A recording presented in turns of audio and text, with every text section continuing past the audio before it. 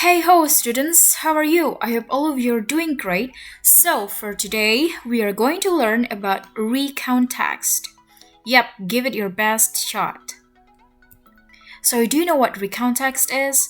So the definition of recount text, this is a text which retells event or experience in the past. This text telling the reader about one story, activity, or action. The goal is to entertain or inform the reader.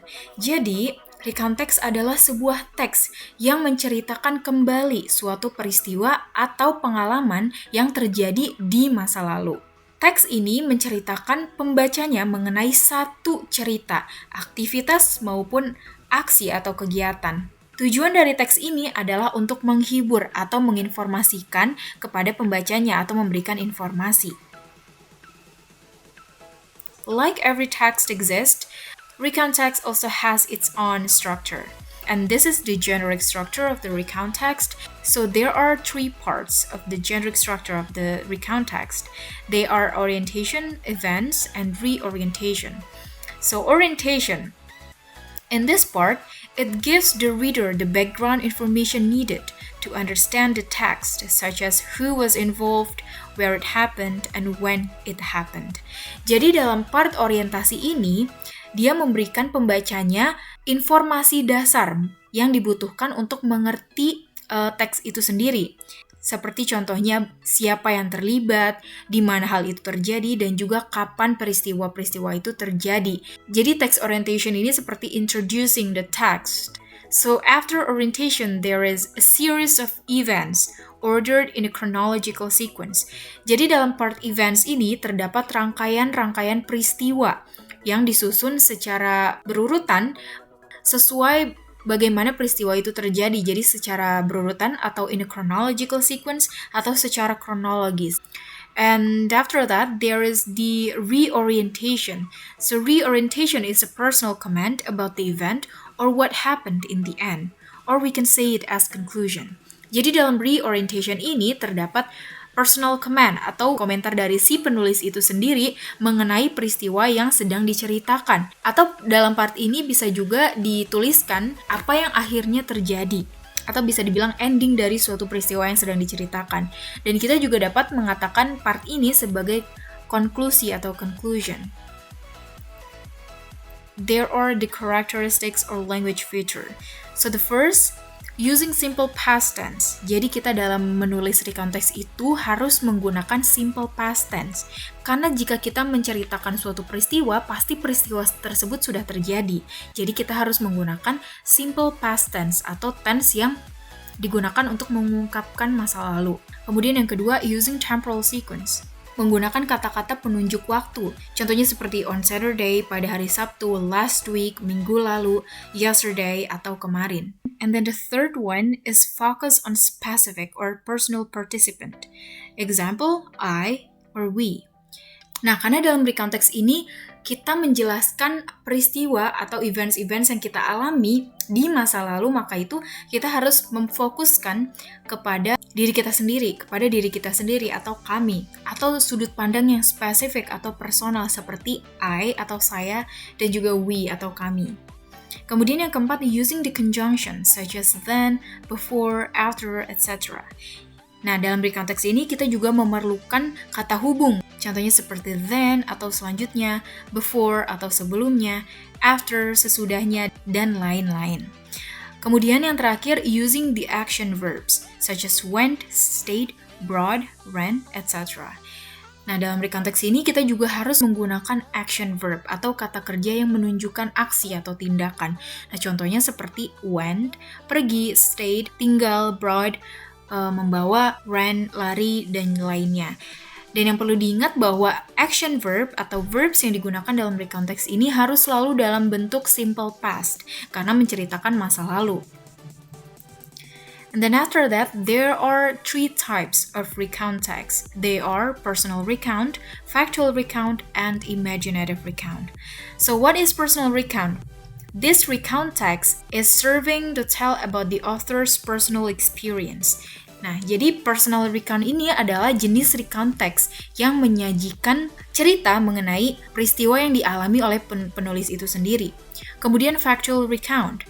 Factual recount is a recount text that serves to present reports of events that actually happened, such as science experiment reports or police reports. Factual recount merupakan recount text yang menyajikan atau menunjukkan reports atau laporan mengenai suatu peristiwa yang benar-benar terjadi. Contohnya seperti tentang laporan eksperimen sains atau laporan-laporan polisi. Nah, kemudian imaginative recount. This recount text is serving to present an imaginative story, then write down events that have occurred. Nah, imaginative recount merupakan recount text yang menyajikan atau menunjukkan cerita yang imajinatif, merupakan bayangan. Kemudian ketika kita sudah membayangkan peristiwa yang terjadi itu, kita menuliskan apa yang kita bayangkan dalam otak kita. Nah, itu namanya imaginative recount. And then this is the example of the recount text. So the title of this recount text is At the Beach. Bisa kita lihat di sini sudah terdapat strukturnya secara teratur, kemudian kita hubungkan dengan teks yang sesungguhnya. Yang paling atas itu ada title atau judul. Nah, judul dari teks ini adalah At the Beach. Kemudian selanjutnya ada orientation atau merupakan kalimat atau paragraf pembuka yang mengenalkan atau menunjukkan hal-hal dasar yang akan kita ceritakan atau hal-hal dasar mengenai peristiwa yang akan kita ceritakan dalam recount text yang kita tulis. My friend and I went to the beach on Saturday. Aku dan kawanku pergi ke pantai pada hari Sabtu. Nah, kemudian bisa kita lihat di sini yang sudah diberi tanda-tanda warna. Yang pertama, my friend and I menunjukkan spesifik atau personal participant atau menunjukkan sudut pandang yang personal. Karena recount text itu menunjukkan pengalaman sendiri, jadi harus selalu menggunakan specific participant. Kemudian when, pergi. Dalam hal ini menggunakan simple past atau kata kerja yang menunjukkan masa lampau. Selanjutnya on Saturday yang menunjukkan waktu atau temporal sequence. Harus juga selalu digunakan dalam recount text. Selanjutnya events tells the events chronologically or in the order they happened. Nah, dalam events ini kita harus selalu menyajikan peristiwa-peristiwa dengan berurutan. While we were at the beach, we had a cool swim. After our swim, we built sandcastles. Later, it began to rain, so we packed up and went home. Saat kita berada di pantai, kita berenang. Setelah berenang, kita membuat kastil pasir. Kemudian, mulai hujan. Kemudian kita berkemas dan pergi pulang. Nah, dalam paragraf ini bisa kita lihat bahwa semuanya terjadi secara kronologis, yaitu dari yang paling awal terjadi hingga yang paling akhir terjadi. Kata-kata yang sudah diberi warna yaitu while, after, dan juga later itu merupakan kata conjunction atau kata hubung yang menghubungkan antar satu peristiwa. Kemudian yang berwarna merah di situ atau we itu merupakan personal participant, and then the purple ones yang berwarna ungu itu menunjukkan kata kerja yang berbentuk past. Selanjutnya paragraf terakhir atau reorientation. We were tired from our day at the beach, so we went to bed early. Kami sangat lelah setelah seharian berada di pantai, jadi kita tidur lebih awal. Paragraf ini merupakan reorientation atau ending, contains a summary or conclusion of the event. It could also be your personal opinion about the event. Bisa kita lihat di sini bahwa terdapat personal comment dari penulis ini mengenai peristiwa yang sedang dia jelaskan. We were tired from our day at the beach. Itu merupakan pandangan pribadinya mengenai event yang terjadi atau event yang sedang dia ceritakan. Kemudian terdapat konklusi atau endingnya, yaitu so we went to bed early. Jadi kita tidur lebih awal. Nah, dalam paragraf ini juga terdapat personal participant yaitu we yang berwarna merah. Kemudian terdapat conjunctions, kata hubung yaitu so yang berwarna hijau yang berguna sebagai penghubung antar satu peristiwa dengan peristiwa yang lain. Kemudian terdapat kata kerja lampau yaitu went yang berwarna ungu. Jadi jika kita ingin menulis recount text, semua harus secara berurutan dari satu peristiwa ke peristiwa yang lain. Dan juga harus menggunakan feature language, karakteristik atau ciri-ciri dari konteks itu sendiri, yaitu menggunakan personal participant, menggunakan past tense, dan juga menggunakan conjunctions atau kata hubung.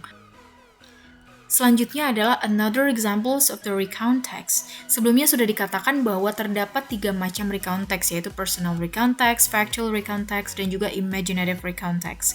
Nah, ini merupakan contoh-contohnya, bisa kita lihat perbedaan dari 3 macam recount text ini. Yang pertama adalah personal recount text, yaitu menyatakan teks yang merupakan personal experience atau pengalaman pribadi dari si penulis yang berjudul The Carnival yang terdapat dalam teks ini merupakan hal yang benar-benar dialami oleh si penulis itu sendiri. Teks ini berfungsi untuk menginformasikan atau menghibur pembacanya mengenai hal yang pernah dia alami. Nah, kemudian untuk factual recount text, contohnya di sini berjudul The Gallipoli Campaign. Ini terlihat seperti berita karena merupakan factual atau yang sebenarnya atau nyata, yang benar-benar terjadi. Nah, jadi dalam factual recount text ini juga terjadi secara kronologis dari awal hingga akhir. Kemudian untuk imaginative recount text merupakan recount text yang berisi mengenai bayangan atau mengenai imajinasi si penulis. Nah, contohnya di sini berjudul An Earthquake Ruined My Birthday. Bisa dilihat bahwa dalam teks ini ditulis seperti bukan benar-benar